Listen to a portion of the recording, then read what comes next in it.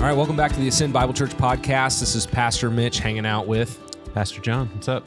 Hey, so today we are going to have a conversation around the last two sermons that we've given. So where did yours start, Mark? Yeah, I was at 10, 13 through 16. At 10, 13 through 16, and then this past week we were in 17 through 31. Yeah. Two different stories that we've shared that they contrast really well. I don't know if contrasting well is a thing that makes sense, but there's a good conversation to have by contrasting these two stories. And so we're going to have that conversation today, focusing first on how did the text hit us in preparation and what were the things that we were wrestling through, and then how would we encourage you as the listener to apply this to your own life. And so we'll do that for both sermons in just kind of a conversational format. I know typically we read it and work through the text, but since we're covering two, we're not going to do that today. We're just going to have a conversation about it more. And so, John, again, you preached this sermon. I'm trying to remember, was this one that you were originally scheduled for? Or is this one we added to the schedule? I was originally scheduled this one. You were. Yeah, it was a couple weeks before that we added one to the schedule. Yeah. As you were preparing for these texts, what were some of the big things you were kind of wrestling through as you were working out the sermon? Yeah. So the one from a few weeks ago where we were working me in, he mentions little children in that passage too. And so I was trying to figure out what's the relationship between there and here. And in the first one, Jesus is using a child as an example of receiving those that are outcasts, have no status, have no voice. And then in this passage, he's showing that the disciples essentially didn't learn that lesson. Yeah. Because they're pushing these people away. Yeah. And so, I was just trying to look through those relationships there, comparing the two, the two sermons, and what did I say about children here? What do I need to say here that is similar? What's different? I remember you mentioning too that this was a sermon for you, which these are the best weeks where the outline came very quick. Yeah. Right. I manuscript everything. Yeah. For those of you who don't know, that means I write every word out. I had this done on Tuesday afternoon. Yeah, it's unbelievable. Which for me, I'm usually Friday, Saturday trying to finish it up. Yeah. But this one came together really quickly. Why is that? Again, thinking about the sermons that don't come together quickly. Yeah. You know me, I love the peek behind the curtain. Yeah. So well, honestly, so I had a lot of time. So on Monday, I had a contractor coming over to my house. And so I was we stuck. have a whole podcast on life circumstances of that week for sure. I mean, just the last month. Anyway, so I had a contractor coming over. So I was literally stuck in the house until they came. And then I'm stuck in the house until they leave. And so I was like, well, I'm not in any meetings today. So I just had time. So Monday afternoon, I was able to get a lot of, I did a general outline. I did a bunch of reading. By Tuesday morning, I started writing, and then by Tuesday afternoon, I was awesome, ready to go. Yeah, there's something to it too, where again, I feel like the times that that's happened for me, there's always this wrestle of have I done all I can to prepare, which I think sometimes can cause us to over prepare. If it's clear and we've wrapped our mind around it, then go represent that. You don't have to go find the golden nugget that's not there, Sometimes it's just it's clear and the Lord provides it. And I remember, again, even when I was a resident redeemer, I had a sermon one time where it was Monday morning, and I always try to treat the passage as a devotional for me personally before I write the sermon. That's my first step, is just okay, read this and how does it affect you, Mitchell, and wrestle through those things. And I remember this one time I was sitting in a coffee shop in Franklin, and I wrote out the ways that this passage related to my own life. And at the very end, I was like, I have a sermon. That's a sermon. That's the outline. And it really, I still worked on it. I still kept coming back to it, but it really didn't change much from that Monday to what was delivered on that Sunday. Yeah. Which is kind of fun. It's just interesting how it works that way some weeks. And I mean, that's not normal for me to be ready on a Tuesday. Yeah. Or anyone. Honestly. And so it was oh man, this and honestly, when I was looking through this, there were two words that stuck out to me, and that kind of helped me make the outline and write it the rest of the way. But the word rebuked to me was a big, like, I don't know if you would call it a trigger word, but it was one that was like, oh, that catches my attention. He rebuked them. No, the disciples rebuke the Oh, people. yeah, them. Yeah. So, and then the next word, the literal next sentence is Jesus was indignant That's toward what it them. is. Yeah. Toward the disciples. And so I was like, okay, so there are similar things happening. The disciples are rebuking the people, which is another word that Mark uses for Jesus casting out a demon. Yeah. So he's rebuking the demon. These disciples are rebuking these people the way Jesus rebukes a demon. Yeah. And then Jesus is indignant toward the disciples. And when I'm reading through all these commentaries, I was like, well, what does that mean? Because I mean, does that just mean he's really angry? And it's like, yes, times 10. Yeah. Like he direct. is. Yes. And so those two emotions were similar. And I was like, okay, like that's going to help kind of set the scene for what Jesus is about to say next. And then the rest of it it's like Jesus is literally just laying it out. Unless you receive the kingdom of God like a child receives a gift, you will not inherit it. Yeah. And so like he's reteaching the lesson from earlier. Yeah. But with a different like flavor, I guess. Yeah. Like a different twist. And he's more I mean, indignant, but he's more adamant. He's being more direct because, we've joked throughout the series about like Jesus at times takes the direct approach. He just tells them how it is. And this is one of those times where it's like, he's going to be very direct here. Like he's not going to leave anything unsaid. All right. I want to come back to the big idea, which you just laid out. But before that, I borrowed it because when I listened to the sermon that you gave that week, the string of pearls analogy was super helpful for me.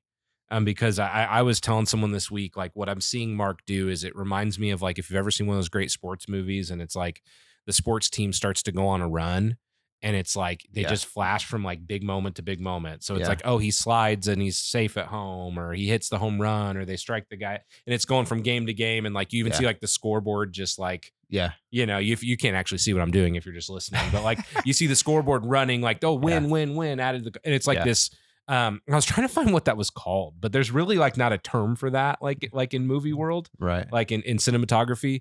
Eric's over here. He's like, there might be a term for that, but first time we ever assess our videographer. Yeah, montage is what someone else told me. Is that what you would say it was called? See, when I thought montage, so the guy that told me this, I was having dinner with him.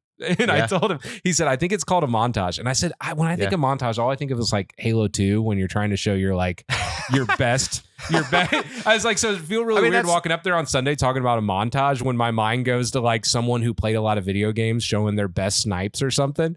So yeah. Okay. So side point, get back to relevancy. But yeah, so it's like, that's what's in my mind is what's going on. But the string just hitting the highlights. Yeah. But they're all intentional. Yeah. They help develop the story. That you need to see these details, without seeing the home run or the slide at home plate or the scoreboard going, you don't really know what happened in that season. Yeah. And so it's like, and then on to the next town, boom, here's what happens. Okay. String of pearls though. Yeah. Really, really good visual. Where does it come from?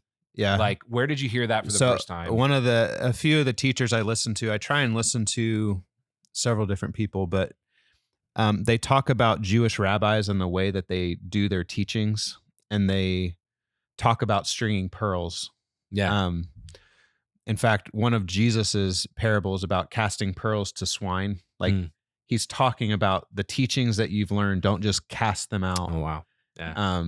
To Gentiles is essentially what he's saying. But there's a whole nother podcast that we can get into, but that's the idea is like in Jewish literature, like they talk about just stringing pearls. Those are teachings that your rabbi has taught you. And then at the end you have all these teachings that kind of flow together and make a beautiful thing at the end. Yeah. There's with intention, and he's I think super it's really intentional. Good. Yeah. So like these scenes have kind of started. If you think back past the transfiguration, there's a blind man. Yeah. And Jesus has to put mud on his eyes twice, or has to do it twice, right? Later on in chapter 11, or right before chapter 11, at the end of 10, you're going to see another blind man. So there's kind of like a bookends of blind, and then you've got like teachings in between. Yeah. And so, Any more, not to put you on the spot, but are there any more parallels in those teachings? Yeah. That fit that format? Yeah. So like if we go back to, where is it? The blind man at Bethsaida is 8:22. Then you get Peter proclaiming that Jesus is Messiah. Jesus predicts his death. That's one of the like Peter's themes that goes through. responses come up in every one And of Peter's these. responses keep coming up in these. So Jesus, a blind man, Peter, Jesus predicts his death. And then you get again the boy with the impure spirit. Jesus predicts his death again. And then at the end of this passage that you just did, Peter spoke up and said, "We've left everyone." Like, and then Jesus predicts his death a third time. Oh yeah. And then you find another, and then you get the request of James and John about, we want to be great and sit at your right and left hand. And then Jesus rebukes them essentially. And then you see another blind man. So like, there's kind of like there's a pattern. Yeah, we love to talk about chiastic structures. It doesn't seem like it's quite that, but there's some pattern that's happening. There's some sort of pattern where you've got a blind man, Jesus predicting his death 3 times, and then another blind man at the end, which is fascinating. So there's like, he did this on purpose. Yeah. What is the purpose? Actually, the stories that we're talking about today fall in the dead center of that pattern. So it's like, okay, what is important about these stories? Would make sense why they would be such a drastic difference from one another. Okay, back to the big idea of your sermon again. So the big idea that we discussed was Jesus desires all, like little children, come to him with humble dependence.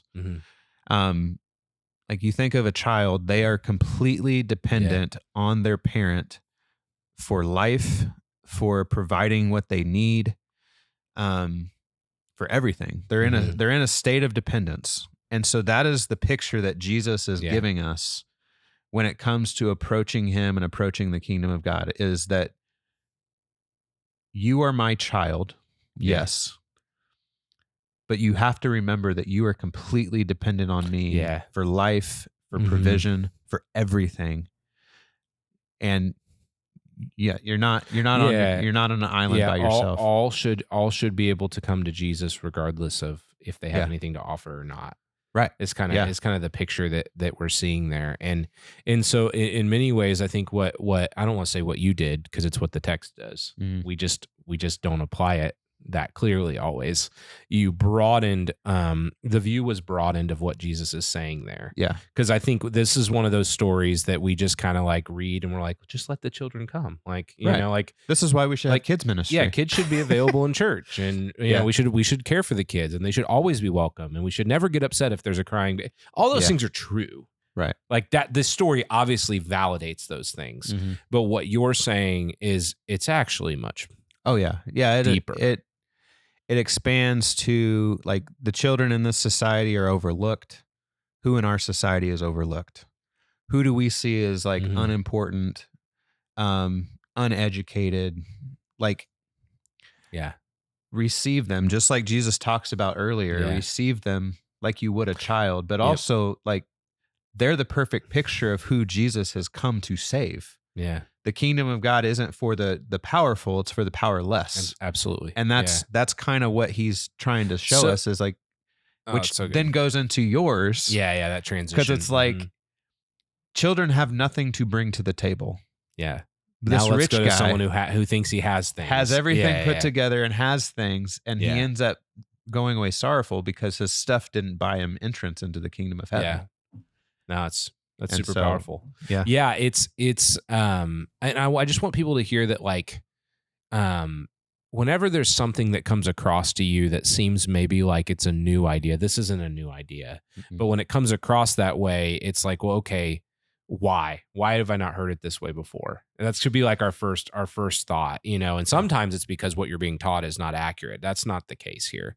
It's just, this is one of those Bible stories that we've probably heard shared in the children's classroom setting more than we've actually spent time in it ourselves. Yeah. Which is the beauty of reading through the Gospel of Mark. Yeah. Together, verse by verse, slow. all the way through. Yep. Like, because it forces us to really wrestle with the meaning behind these passages. And so I just say that because if you're listening and you're going like, why did I never know that? It's like, well, because you probably actually never really slowly read the Gospel of Mark. Yeah. Maybe you read it one day. Maybe, maybe you heard this story told, but you never really pressed into what does the text say. It's why, again, reading through the Word of God is so important because there's so much more there. There's always, more. There's always more layers that, and even with all the study we've done, there's layers that we haven't even touched. Yeah. And so like you can keep going. One more question before we transition. So you wrestled with this all week. I think one of the things that I'm super passionate about also, like, I think we do well. So I think it's one of the things we do best in our preaching is like, nobody's going to get up there that's not wrestled with this for themselves. If they have, like, that's when I think the sermons are going to stink more than like the quality of what we've written down. It's like, did that person wrestle with this? What was, like, when you're reading this, what were you wrestling through? Yeah. A lot of the things that I always wrestle through, but it really came out in this text was like, I grew up in church. I went to Bible college. I've read the Bible. I know these things, like, and so many times I get so dependent on myself to do all the things and do them right and do them with accuracy and with passion. And the word was really like, you don't bring anything to the table. Everything that you're able to do, you do because I give you the ability to do it. And so, like, a lot of it was hitting in my pride. It's like, oh, I'm so good at this. Like, I'm getting better at preaching and I'm getting better at like figuring out the outlines of the text. But it was really humbling because it was like, yeah, you got this one done fast, but let's let it sink in for a second. And so like the next like 4 days is just me sitting there like, oh, how's that sit you? Yeah. It's like, and there's a stewardship with what God gives us, but we have to first start with the understanding that, like, while we might be entrusted with things, we're not the one that's supposed to actually manage. Like we don't produce those things. Yeah. And like, if I'm being fully transparent, it's like, I got up and I delivered the sermon and I told you this. I went home and I told Betsy, I was like, I really don't like feel good about it. Like, I feel like which I missed happens stuff a lot. Yeah. But I received more texts from people about like this one. And it's not necessarily just like you did a great job. It was more like, hey, this really spoke to me. And I was like, well, praise the Lord. Cause I felt like I totally, it's like, there's sometimes this humility that you almost need to hear before you hear people like give you like encouragement to set it up appropriately. Yeah. And hold those things in tension. That's so really even good. After I was like, this was really a big pride buster for me. Yeah. Love it. Glad we talked about. All right, let's transition to the other one. Yep. Contrast time. I'll allow you to take the driver's seat from here. All right. So we've got children who come with nothing into this guy who has excessive riches and comes to Jesus and asks, how do I inherit eternal life? Yeah. And Jesus's answer really troubles the guy. Yeah. So like, just talk through a little bit of that and then let's get into I mean, it's such an interesting story because you've got this man that, I mean, he's genuinely excited to come see Jesus. Like he approaches him in a way that would not be fitting for, especially of a man of wealth, especially in that time, to run up towards anyone. I mean, you've probably heard that said when you hear about like the prodigal son story. And how the father approaches the son, and you're always there. There's always this mention that like, oh, that's not a fitting way for him to go approach him. That doesn't happen. Well, that's true in this story as well. Yeah. And so for him to run up to Jesus, as the text records, kneels before him, and then calls him a good teacher. There is this. It's like all those things. One, they show a genuine. Kind of, I don't want to say respect for Jesus, but this at least some slight recognition that there's something special about him here. But that title, good teacher, really gives Jesus the opportunity to launch into a deeper conversation with him. Yeah. If I am a good teacher and God says there's no one that's good but God, then again, one or two things. I'm either God or you think I accomplished goodness on my own as a human, and that's impossible. So kind of sets that up. But then what it transitions to is actually this man defending his own goodness. Yep. So Jesus doesn't even really have to defend his goodness. No. He really can just turn the conversation to, oh no, this man thinks he is good and of himself. And so now Jesus is going to poke in on this man's actions towards others and how they really reveal his heart towards God. And he does that specifically with how does he spend his wealth, encouraging him to sell all he has if he wants to come follow him. Again, trying to get at there's this area in this man's life that's preventing him from following God fully. Yeah. I'm curious. So I don't know if you hit on this yesterday. I haven't had a chance to listen to it. Yeah, it was yesterday. And but why does he only mention the last 5 commandments when he says these are the commandments? Yeah, I mean, he mentions the last 5, and then he kind of references in the after this part, he references the earlier ones, and I did talk about it a little bit in my sermon, but I really it's these other focused commandments, and what we said yesterday is there's this we have to know that the things that we do say something about how we relate to God. Yes. And how we interact with others, how we spend our resources and our time. They're a direct reflection of where is our heart at with God. Yeah. And if we can't agree with that our actions don't matter, man, we're just at risk of just like putting God in this little portion of our life and not giving him everything. Yeah. And so I think Jesus is going like, let's turn this outward focused and not just about statements on who I am. You know, you called me a good teacher.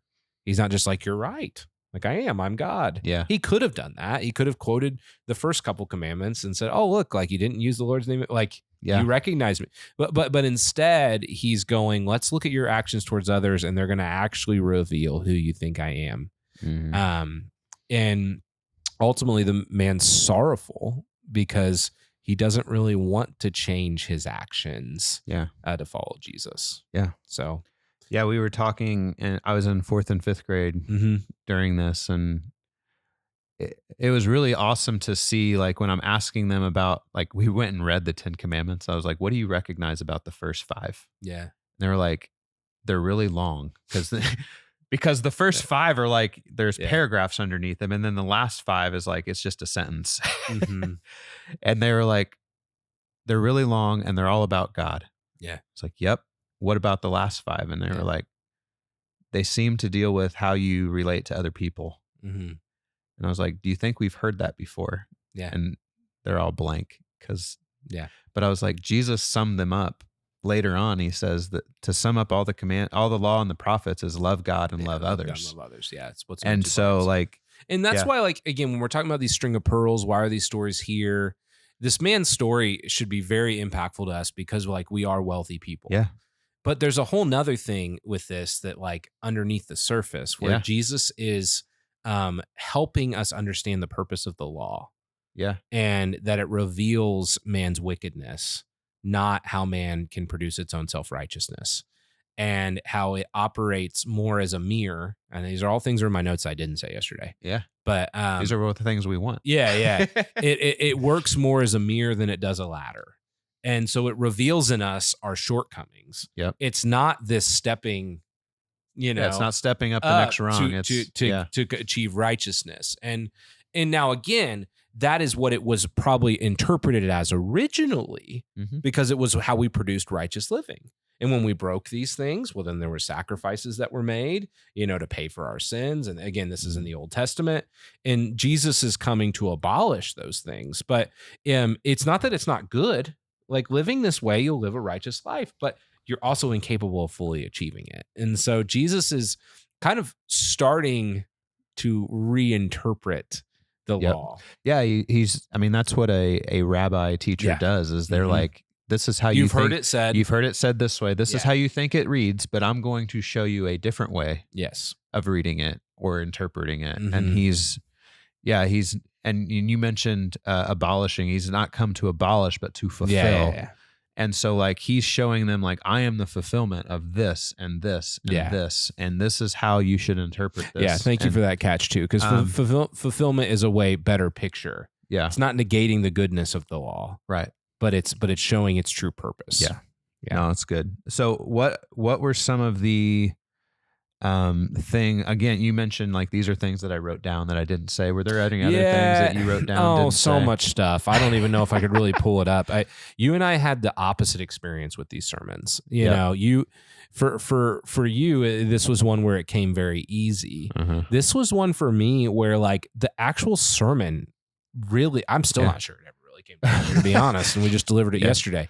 It was, and it wasn't that it wasn't clear. Like I feel very clear that Jesus presents these three big truths in here, and they kind of work together, but they're also different. And I do believe it could have almost been three sermons in and of itself, but it was just the wrestle with like, in some ways, some of it was so simple. Yeah. That it was harder to go how to, like, if we believe these things but we don't do them and it's so simple, well, what are we doing then? And I just kind of felt some of that. It's harder to preach that. It's easier to say that on a podcast when you're not all sitting in the room. But it was just this like recognition. It's like, no. If we believe that Jesus says, I literally just watched a video yesterday of Wesley Huff, very prominent right now, apologist, right?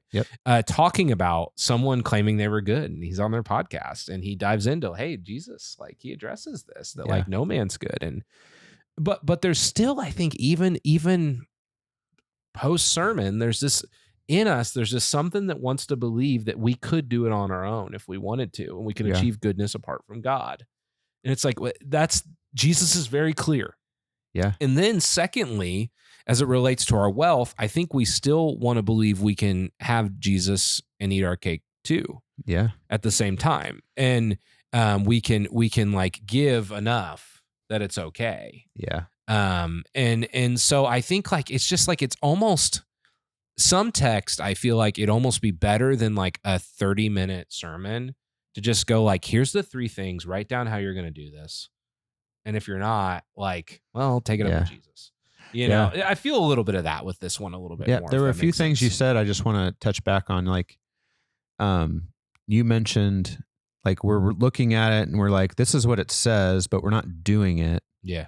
And you think back to, like, I think of the book of James where it says, faith without works is dead, meaning what you actually believe will show up in the way that you live. Mm-hmm. And so like, which is what you just said. Yeah. Mm-hmm. And then you mentioned like part of us wants to believe that we can do this on our own. Like, I confessed that earlier. Yeah. Like that's the wrestle that like, I can do this on my own. I don't need, as I'm preaching a sermon on, we are completely dependent on God. Table. Yeah. And that's the contrast that we're supposed to see. Like we have this guy who's like, not explicitly saying like I've done all, like I'm going to buy my way in, but he's essentially saying I've done all the good things and I have all this money. I'm going to get in. Yeah. Like I'm going to buy my way in. And Jesus is like, that's not how this works. And I still think even though we know that's not true, we still live that way. We still want to do it. And I think while we know that Jesus wants us to give all that we have to him, submit it all before him, we still want to hold on to things. And that's why the third truth is so necessary, because it's like, well, it's only possible with God. Yeah. And that's true for all of us. It's not just true. Like, and so I think it's like, it helps summarize that like, we need that at the end. Mm-hmm. And it's just as true. Even if on these first two, you never really get it. You never really actually put it into action in your life. Well, even you think of Peter's response right before that, he's essentially telling Jesus the same thing as the rich guy. Yeah. He's like, Jesus, we've left everything to follow you. Yeah. Mm-hmm. And Jesus is like, back up a second. Yeah. Like, that's not you. Yeah. Like, that's not what your heart naturally is bent toward. And then I think he's also shown, like, what he's doing with Peter that's different is, like, he's validating for Peter that it's worth it, too. Mm-hmm. Like, he's like, hey, who, if those who do this, like, those, like, he who will be first will be last, you know? And it's like storing up these eternal, like, there's, no, it is worth it. Yeah. And there's also this reality that like everyone from Billy Graham, who devotes his whole life to the work of the Lord, to whoever you want to think of, your sweet grandma, to the person that professes belief in Jesus and struggles day after day, Yeah. we all need the grace of God. Yeah. Like we still are the children who bring nothing to the table, Mm-hmm. you know? And so, I think it's just kind of that like genuine wrestle, you know, and like, I this even personally for me, like, what do we do with our stuff? Mm-hmm. Like, what is the Lord calling us to? What is faithfulness with what he's given us, you know, and walking in that. And so, it was a little different for me in that, like, it was it was a wrestle, you know? Yeah. Yeah. One of the places we ended on yesterday in 4th and 5th grade was where Jesus says, store up for yourselves treasures in heaven where moth and rust don't destroy. And, Jesus is the ultimate treasure. Yep. And we are dependent on him for everything. And so, you have anything else to? No, I think it's like, I just share, and I think this is what's good for us. Like, you complete a sermon. It's not that you're done wrestling with it. Like, you know, we're all in a state of wrestling, trying to be more faithful to what God has for us, growing our dependence, you know, is what we said yesterday. Yeah. And I think that's what we're doing. So it's fun. Even fun as to be your on the pastors, journey with you. we feel the same thing. You got questions, you got thoughts, you want to dive in deeper. Don't hesitate to put anything in the comment section. Message us directly if that's not your way you want to communicate. It's just kind of fun. But Sin Bible Church, we'll see you next Sunday, or we'll be back on the podcast next week. Yeah. See you later.